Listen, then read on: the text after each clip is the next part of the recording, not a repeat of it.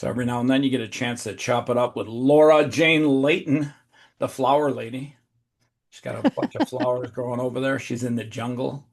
The jungle of where you at? I am in the state of Utah.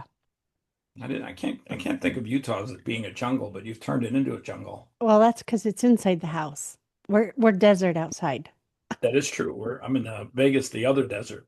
Yeah, I you're actually in like the I hot actually like desert. Utah a lot. I enjoy it here. Weather is perfect. Gets cold, gets warm, but never extreme. Yeah. I, if I if I had to pick a place that I like better than Vegas, it's Utah. And I actually like Utah more than I like Vegas. I go out there a lot. And if I had to pick a place, I love Boise. I don't know what about it. I I gotta tell just, you, I hear great things about Boise. I haven't been there yet, but I everyone that I know loves it there. yeah, it's like it's somewhere I could live. Now my husband thinks he could move to Sedona. To me, that's a little bit more Where's it on? desert. California? Arizona, Oh uh, yeah. Yeah, fuck Arizona. between Flagstaff and Phoenix. Yeah, I'm not doing Arizona. No, no, no. Not doing Arizona. I mean, I've done Vegas, but yeah, Arizona gets extremely hot. So talk a So, little bit about loving yourself. oh, yes,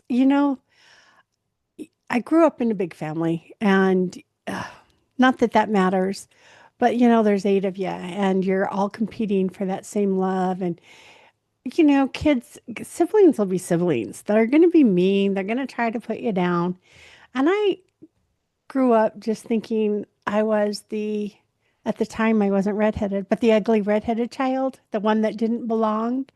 And so there was a lot of time that I spent not always wanting to be different, always wanting to be someone else, always wanting to be like so and so. And that constant comparison of I'm not like them, and as you get older and you start, you still don't feel good in your skin and you still just don't know how to live. It's like, because you always want to be somebody else. And as long as you're always wanting to be someone else, you're never going to figure out who you are. And it was that moment I'm driving home from work, listening to the Abraham Esther Hicks tapes, if you've ever heard of them. She channels this entity called Abraham, and they were talking about love. And, I've heard this a million times. You can't love yourself. You can't love others unless you love yourself and Isn't that a XYZ. song? Love the one you're with. Oh, that's even better, since you're always with yourself. Might as well turn that into loving yourself song. But yeah, I it definitely got to a point and it said, you cannot expect others to love the parts about you that you don't love. And I was always being judgy that my husband should be unconditional and he should just love me just exactly the way I am. But the whole time I was the one being conditional. I didn't like what life I was living. And so at that moment, I started looking inward instead of comparing to everybody else.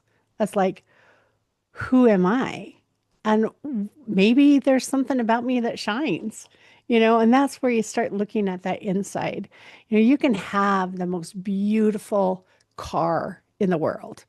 And in my head, the most beautiful car in the world is sports car. So I can picture it and it's cherry red or black, one of the two. There's no other color for a sports car. And just that, oh, sleek, beautiful look. But if it's in the garage without an engine, what good is it? And so much of my time, the only thing I spent was, what do I look like on the outside? What is it? But I never cared if my engine was working or if anything else was functioning. There was a time when I had gotten my oldest had turned 16 and we bought him an old used car because that's my freedom. I no longer have to be the taxi. And it was like the most exciting moment. And we're like 2 months later, Halloween Day, he calls me and he's dead on the road. What do you mean dead on the road? What are you The talking about? road, the car quit working. Oh, ooh. And I'm like, what happened? What's going on? And we take it to the shop, and he had blown a rod. It had run out of oil. I go, didn't you get a light that said, check your engine? He says, yeah, every time when I get it started, but I started driving, it'd go off. And that's what we do to our bodies. Oh, I got a creak in my neck, or oh, I have a headache, or oh, I have. And all we do is cover it up, keep going, and we ignore those signals. Like, my body's not low on aspirin. Why is my body have a headache? And when you start looking at that inside of what is making you tick and what is causing the discomfort in the body, then you can actually fix what's causing that sports car to not run. And would you love yourself being the best looking sports car ever with everything?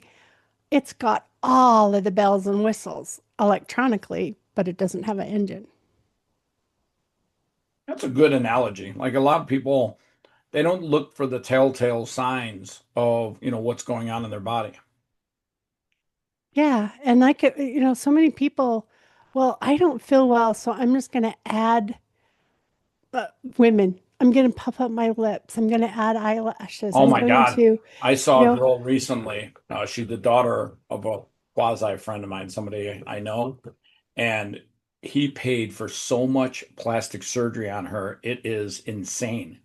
I mean, she got her lips plumped up, she got her face lifted, and she's only like 21 years old. Like it's crazy. She got her breast implants done, and it looks horrible. Like I was about to just, radically tell him, listen, what the fuck were you thinking? And sad to say, he seems super proud of her, and at the end of the day, to each their own. But yeah, plastic surgery, I'm not a big fan of it. I think does more harm than good. and it just shows that we don't love ourselves. Have you ever gone out in nature and you're just like, I'm like the most recent trip to the Grand Canyon. And you know what I thought was the most breathtaking and the most awe were those dead trees that just had so much character to them. It's like you're looking at them and you go, how long have you been here? And the age and the wisdom and the knowledge that this amazing, beautiful tree has. But if that was a person, what would we be thinking? What would that tree be thinking? And we judge so much on, oh, that person doesn't take care of themselves, or oh, that's not how people should act. But did you know that when you start loving yourself, that stops being as big a deal? Because you no longer have to find something about the other person to not like, so you're good. You're constantly looking at how other people are worse than you, so you feel good about yourself. Well, what is that saying that they say is confidence isn't walking in the room and thinking you're the best. Confidence is walking in the room and knowing it doesn't matter who's the best. It's That is true. when you can feel who you are. That's what matters. I couldn't agree with you more. You What ever, made you what made you look deep inside and figure this stuff out for yourself? well, it was that tape listening, back then it was tapes, not MP3 players, but listening to that tape and it's like, okay, I am sitting here judging my husband for not loving me the way I am. And those are the things I don't like about me. That was the moment when I went, okay, I need to figure out what's good about me and start paying attention to that. So everything I focus on now is thoughts and processes. We're growing up and someone steals your toy and you yell at them or hit them and you're told to say, I'm sorry. And you're like, I'm not sorry. I, he took my toy. It's mine, and all of a sudden you're the one going, now you got to look him in the eye and mean it. And so you're like, I'm sorry. I spent so many years apologizing for my existence. I was so bad, I'd run into the wall and say sorry. Yeah, like the wall cares that you bumped into it. No. And so it's those things. It's like, how do you find or let go of that shame? And it's like, thank you all for being there and holding me up. What can I find instead of being sorry for whatever just happened? How can I be thankful for the situation? And I started looking for the gratitude in everything. When people go, oh, unfortunately, my car died. Now, wow, fortunately, my car just died. And so I get a new one. What is that good thing that's coming out of? What is the fortune we're getting? And when you start looking at that side of the story, instead of all of the things that are going bad and I'm a victim and everything is awful, and that's when life changes. That's when you go, oh, it's okay. I I used to be the biggest judgy person of everybody else, but purely because I didn't like me. So I had to find bad things about everybody else to feel okay. And I don't do that. I don't care anymore. I mean, I love them and I care, but from a pure you're you and not all these made up standards that somebody told you.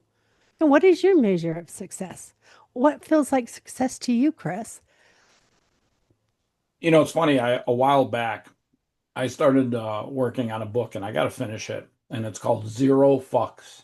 And I came to the Mm. reality about 10, 15 years ago that I give zero fucks about anybody else's opinion because they didn't make my life and they're not going to break my life. And at the end of the day, people have to take ownership of their life and literally give zero fucks about what other people say on social media or whatever. We got so many people on social media that are bragging about their new car or their new home. And then people think to themselves, oh my God, I wish it was me. I wish it was me. Don't worry about them. Don't worry about those people. And then you got other people on social media that are criticizing people. Your nose is too big. You don't have any hair on your head, blah, blah, blah. Listen, you gotta learn in life to give zero fucks about the people and their opinions that don't matter to you. Because they didn't make your life and they're not going to break your life. Well, and what we see in other people, and especially with social media, is the highlight reels. You don't see every second of every day, and you see your every second of every day. And so you see all the jump little bumps and dips and frustrations, and you think, well, they don't have it because I'm seeing the highlight reel. My life is full of bloopers. And I am okay with the blooper reels. It's Yeah. okay to fall down. It's okay to use.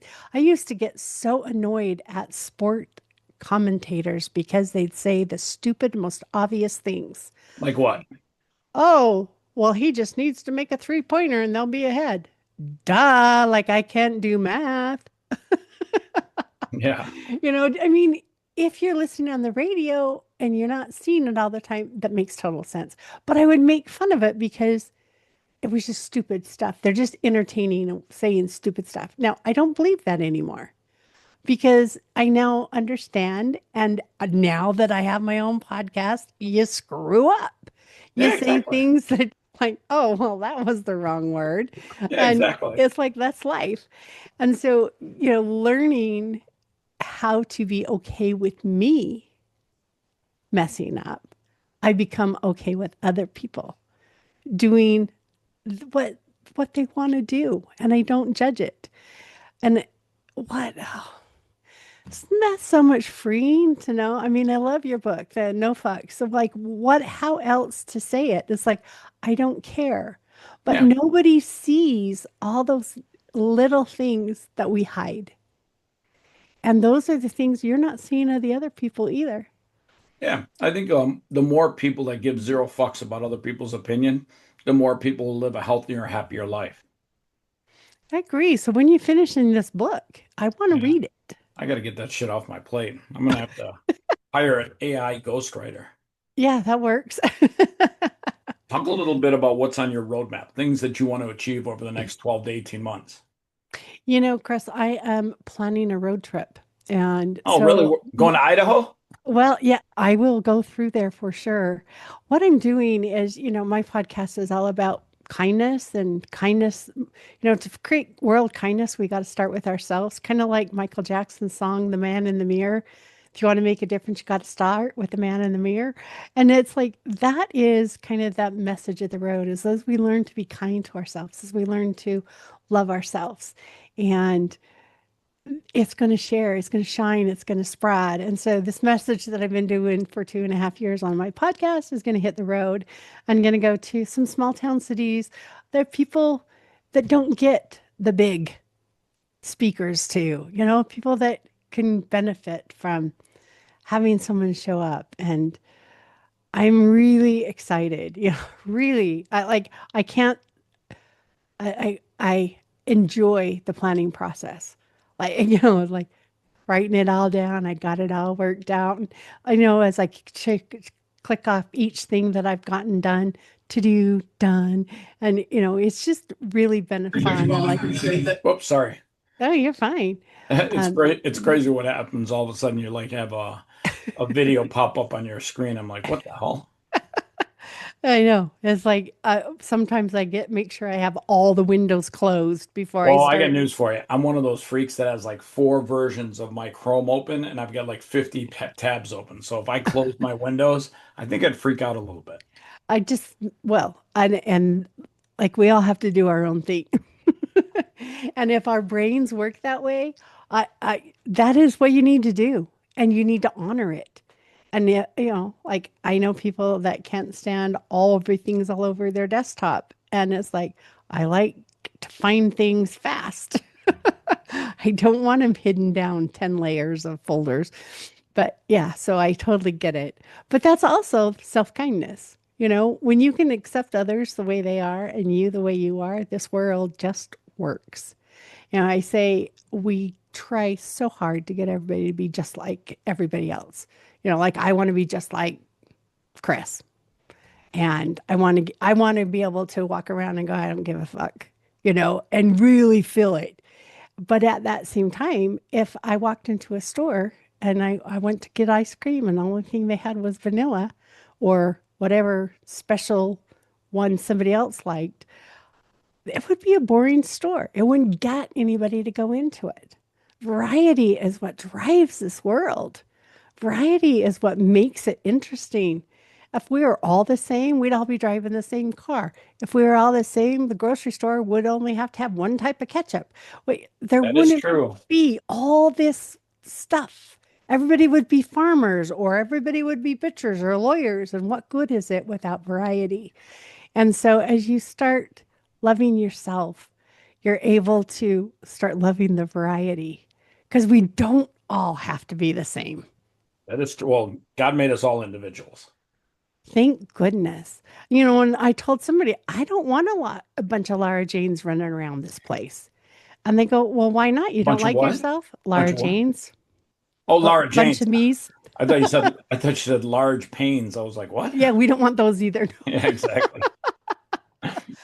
But, it's like, and they go, oh, you don't like yourself? And I go, no, that would be boring. There'd be no variety. There would be like, one's enough. That is true. That one is enough. One of me is enough. One of you is enough. Talk to the camera for a quick second and tell somebody that's watching this something inspirational that'll get them to understand who they are a little bit better. You know, when you look back at your life and you experience or relive those hardest moments, those moments of rock bottom, whether you're in it right now or it was 10 years ago or 50 years ago, or you've hit rock bottom multiple times. I know I have. When you reflect on that, you had the strength to get up. You are still moving forward. You don't gain strength from staying up tall all the time. It's when you get down and you're on the ground and you have to get up and you fall down and you get up. That resilience that's built right into you is there for the big, huge falls and the little bumps to the wall. And that resilience is in us all. And when we tap into it, you know, and you always have the strength to be you. Now, my best day today may be sleeping all day because I was worn out and exhausted. My best day might be I ran a mile, which that would be a lie, but I got a lot done. Our best days are going to change. Man, if I could mop my kitchen floor, that'd be a good day for me. You know, they now have those mops like the automatic Like the Roomba? vacuum. Yeah, they Yeah, have so here's the mops. thing. I have four dogs, three little guys and a big guy. I'm pretty sure they would all attack that Roomba as an alien. Yes, For sure, the little guys would drive me cuckoo barking at it, but the big guy might look at it and go, "Okay, it I'm would pretty be. sure, I'm pretty sure that's an alien. I'm going to save my dad's life." My dogs would have it outside. Yeah, That's why exactly, we don't have one. exactly. How many dogs you got? I just have two and they're little, but Trust they me. take everything outside. I have found my undergarments outside in the morning. Yeah, me too. I got to tell you something hilarious. I recently went on a trip to Fort Lauderdale. I spoke at an event, and I couldn't find my neck pillow. And 5 hours on a plane, that neck pillow is pure gold. So I ended up buying one at the airport. And I came home and I changed my bed sheets. And to do that, I have to move my bed over to get around the side because it's up against the wall. And when I moved my bed over, my little dog, she's a Pomeranian. She's funny as fuck. She took my she took my neck pillow and put it underneath the bed with her. She has all these things underneath the bed, like toys and underwear. She'll grab my underwear and pull it under there. And I found it and I looked at her. I'm like, "What did you do this for?" And she looked at me. She's like, "I thought if I took it, you wouldn't leave." And I'm like, "No, I had to go to work anyhow. I had to buy another neck pillow." She goes, "Yeah, but I love that neck pillow. It lets me sleep so good at night." And I'm like, "All right." So I literally found it underneath the bed and I laughed my ass off because I'm like, the only way it got to that spot is she had to drag it. And for her, the neck pillow was pretty big. It was almost the size of half her body. So she had to grab it by the string and pull it along and under the bed. That is just so much fun because my dogs, they like to, like the clothes that I just took off and put in the hamper are in the bedroom and they're sleeping on them by the morning. Oh You know, yeah. it's like, I want to be right next to you. They're allowed on the bed, but for some reason, sleeping in your clothes is way more important to them. Yeah, I got to tell you, I tell people this all the time. Dogs are angels sent from God above. And they don't have wings, but they absolutely positively have nothing but love in their heart for you. You can literally get love every single day from a dog. You could have a horrible day, they'll love you. You could have a great day, they'll love you. Just it's I think it's the healthiest thing that people can do. And it creates responsibility. They're unconditional. You can be pissy and mad and yell at them, and they're still going to be right there. Um, I've often wanted to, you know, those stupid bracelets that everybody have that what would Jesus do or courage or I am enough, you know, those little plastic things. I want to put what would my dog do on them because I have an immediate example of that.